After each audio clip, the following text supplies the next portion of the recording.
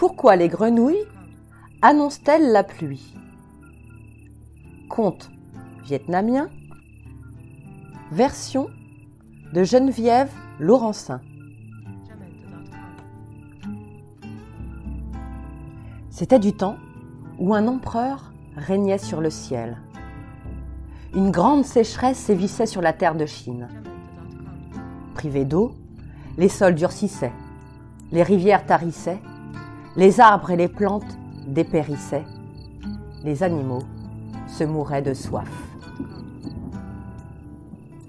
Au fil des jours, la situation s'aggravait. Animaux petits et grands se lamentaient. Malheur de malheur! Quelle injustice! Qu'allons-nous devenir? Parmi tous ces animaux se trouvait une grenouille, maligne comme tout, qui réfléchissait beaucoup. Un matin, elle eut une idée et en fit part à ses amis. « Je vais aller me plaindre à l'empereur du ciel. Son génie de la pluie, le dragon Mua, ne fait pas son travail. Il oublie d'ouvrir les portes et les fenêtres des nuages. On ne va pas se laisser faire. »« Je t'accompagne, » dit le crabe aux grosses pinces. « Nous aussi, tu peux compter sur nous, » dirent l'ours et le tigre.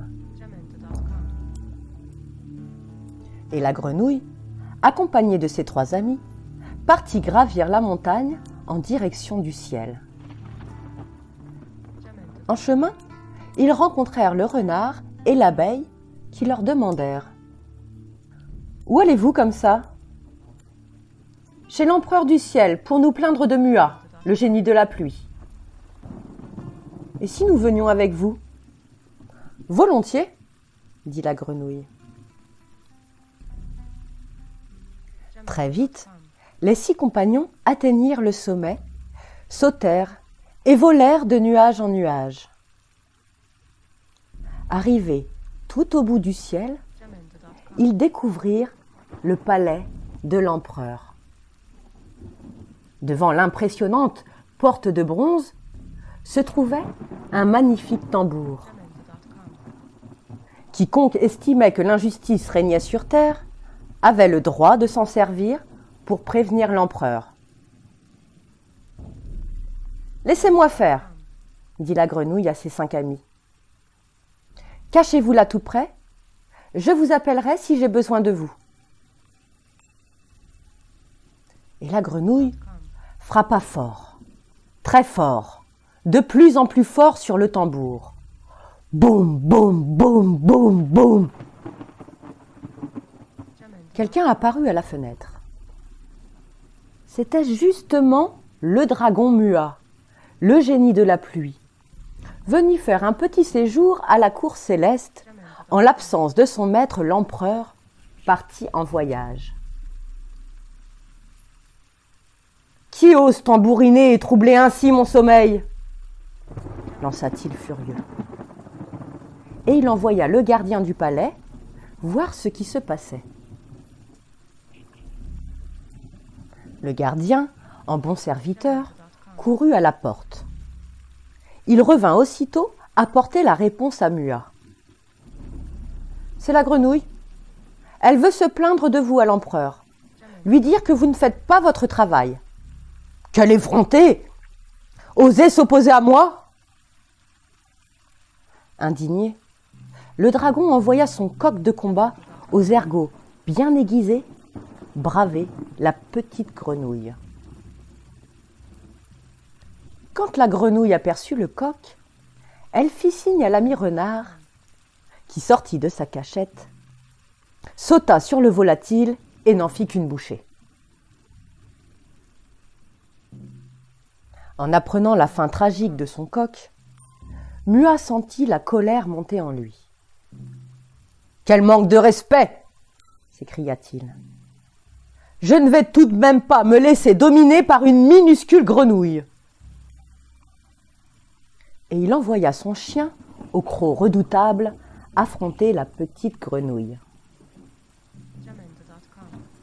Quand la grenouille aperçut le chien, elle fit signe à l'ami ours, qui sortit de sa cachette, sauta sur le molosse, l'écrasa, l'aplatit et le laissa inanimé face contre terre. En apprenant l'anéantissement de son chien, Mua faillit s'étrangler de fureur. « Que dis-tu là ? Un renard et maintenant un ours qui s'en prennent à des animaux célestes. Et cette maudite grenouille qui ne cesse de coasser et de tambouriner. Elle va finir par alerter l'empereur. Elle va me le payer. Prends cette hache et délivre-moi au plus vite de cette insolente et de ses maudits amis. » Le gardien, un bon serviteur, empoigna la hache et, rassemblant tout son courage, gagna le seuil du palais. Quand la grenouille l'aperçut, elle fit signe à l'ami abeille, à l'ami crabe et à l'ami tigre, qui sortirent tous trois de leur cachette et se jetèrent sur lui. Malheureux gardien, il hurlait, gesticulait comme un fou. Son corps n'était plus que piqûres, griffures, pincements et morsures. Il réussit toutefois à échapper à ses attaquants et à rentrer au palais dans un bien piteux état. Soudain, une voix retentissante se fit entendre. « Que se passe-t-il ici ? Que signifient ces roulements de tambour si puissants qu'ils m'ont fait revenir de l'autre bout du monde ?» C'était la voix de l'empereur du ciel. « C'est moi qui ai tambouriné, » avoua la petite grenouille toute timide. « Je suis venue, avec mes amis, me plaindre des négligences de votre génie de la pluie. » L'empereur écouta attentivement et reconnut qu'une grande injustice s'était produite sur la terre de Chine. Sans plus attendre, l'empereur fit appeler le dragon Mua, qui essayait de se faire tout petit dans un coin. « Tu avais pour tâche d'arroser la terre, » gronda l'empereur. « Tu as manqué à ton devoir. Tu seras sévèrement puni. Mets-toi vite au travail et reviens me voir quand tu auras fini. » Tout penaud, Mua, le génie de la pluie, s'envola aussitôt exécuter sa mission. Alors l'empereur s'adressa à la petite grenouille. « Si à l'avenir, Mua oublie encore d'ouvrir les portes et les fenêtres des nuages, ne te fatigue pas à revenir ici. Contente-toi de coasser très fort. Il t'entendra et accomplira docilement son travail. » La petite grenouille s'inclina, remercia l'empereur du ciel et s'en retourna chez elle avec ses amis. Voilà pourquoi, depuis ce temps, les grenouilles, malines comme tout, font tant de bruit quand la pluie vient à manquer. Merci de m'avoir écouté. Les histoires lues par unlivreunjeu.fr. À bientôt pour une nouvelle histoire.